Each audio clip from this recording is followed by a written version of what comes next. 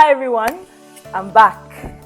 I know it's been months. I haven't been on YouTube in so long, and even while we were quiet, we had so many new subscribers, so many people engaging on our YouTube, and I'd just like to say thank you for coming and watching our YouTube videos and engaging, even though we were quiet.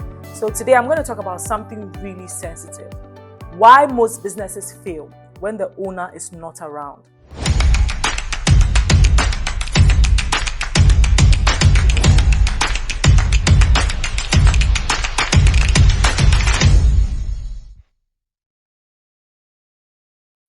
I was in this situation 2 years ago when I moved to Denmark because it was really tough.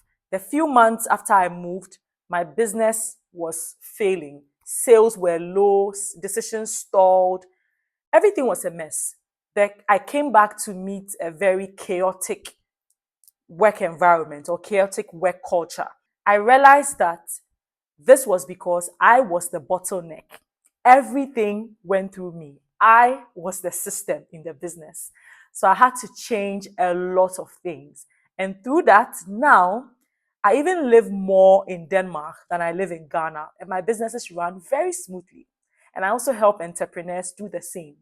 So I'm going to share 3 reasons why this happens and how you can get to restructure your business to be able to live without you. So before I go into the 3 reasons why your businesses fail when you are not around, I wanted to break one limiting belief, one very common limiting belief I've realized among the number of business owners I've spoken to about this system or this offer or this problem. I realized that most people don't think it is actually possible for their businesses to run without them. That thought is the foundation of all the problems that you are having right now. Because the fact that you don't believe that your business can run without you, it makes you experience burnout. It makes you overwork. It makes you want to do certain things that I just call busy work in the business. You are the one posting online. You're the one editing all the videos. You're the one even shooting all the content. You're the one attending to clients. You're the one being the accountant, writing everything in a notebook. I call all of that busy work because the role of the entrepreneur or the founder is to think of how to grow the business, work on the business, not in the business. And also you need to think of your foundation, your main goal, why you started a business. Did you start a business to make money, to trade your time for money? Why exactly did you start a business? Because when you start believing that you are the only one that can make things work in the business, it becomes a job, and also you lose sight of the main reason why you started a business, and then you only focus on what is going on inside the business every single day. So there are 3 reasons, like I mentioned before. The first reason why your business fails when you are not around is that you are the bottleneck. The bottleneck essentially holds the business together or holds the bottle together. So when you are not around, nothing moves. Every decision has to pass through you before it's implemented. They want to switch a client's order or a very simple thing needs to be done in the shop. It needs to go through you before that thing is implemented. And that's because you haven't empowered your team. All the decisions live in your head. You haven't documented anything, any of your processes. Nothing is documented. People don't know their roles. People are just waiting for instructions because you haven't given them ownership of their roles. You haven't clearly trained them in their roles. So everybody is just moving around waiting for what Madame has to say before things get done. And that's one of the major reasons why people find themselves not being able to even go on vacation, not being able to even spend any of the money they've made in their businesses, because everything has to go through you, the founder. The second thing is there are no systems, only instructions. Everything is from mouth to mouth. Nothing has been documented. There's no system for counting inventory. There's no system for recording sales.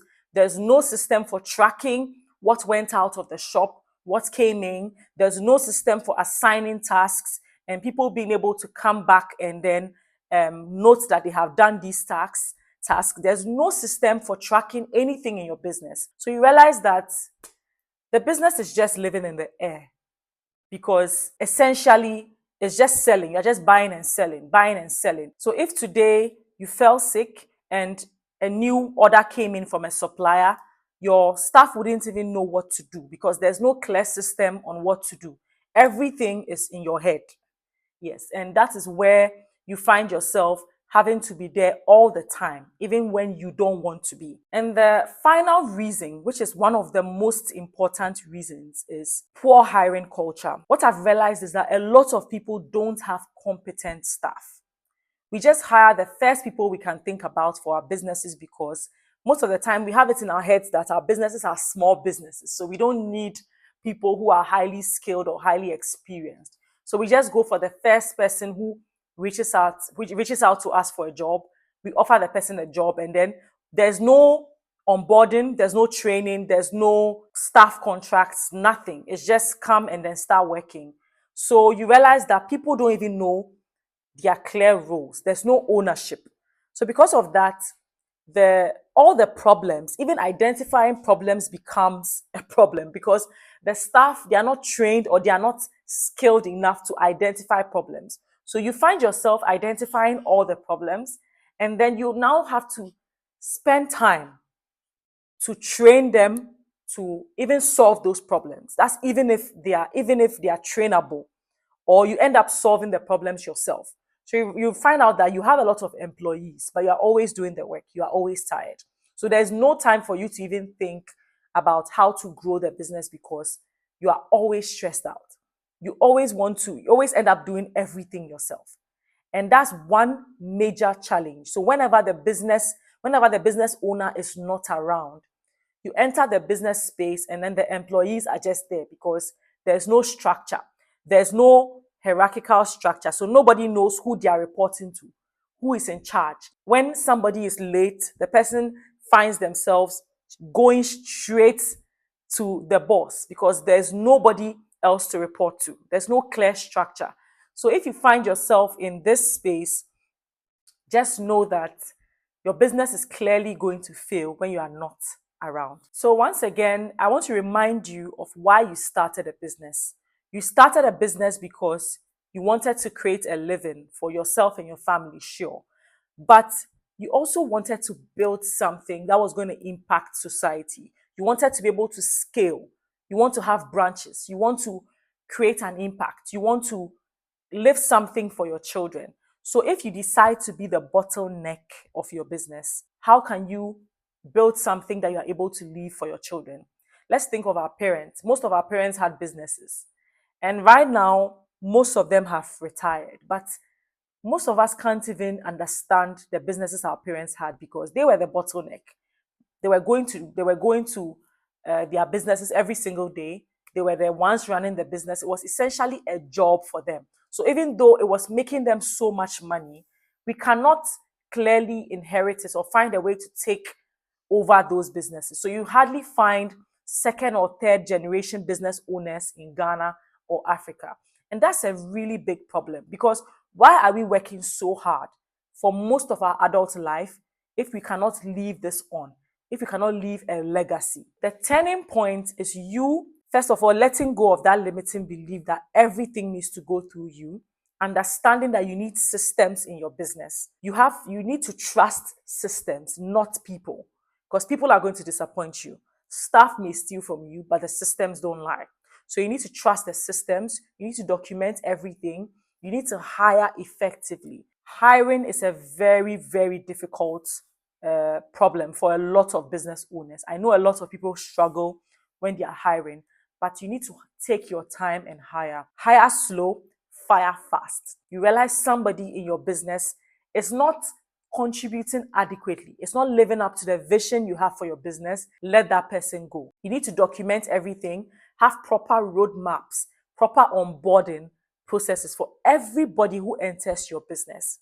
And that is when you can be like me, live in Denmark, live abroad, while your businesses in Ghana or Africa are still running very smoothly. So if your business feels heavy, chaotic, confusing, your staff is stealing from you, you are struggling to keep track of everything, you always feel burnt out, you always feel stressed, you feel like you can't even take a break because everything is going to crumble, then it means you have outgrown your current situation. You need systems, you need structure, you need a proper, clear roadmap in your business. Hearing a lot of business owners go through this is the reason why I decided to start offering this service. So in this service, I actually handhold you through the process of setting up systems in your business. So it's not a coaching offer, it's an execution offer. So it's a done with you offer where we go with you, we stand with you, we hold your hand through hiring, through firing, through restructuring your team, through implementing systems, through even your inventory, your stock taking, everything you need to do to set up a business that can live or that can thrive when you are not around. I know it's been a while. I promise to be more consistent and drop a video every single week. So make sure you like, you subscribe, and you turn on post notifications so you don't miss a video. Because this year, we are building the business of our dreams. Thank you so much for watching this and see you next time. Bye.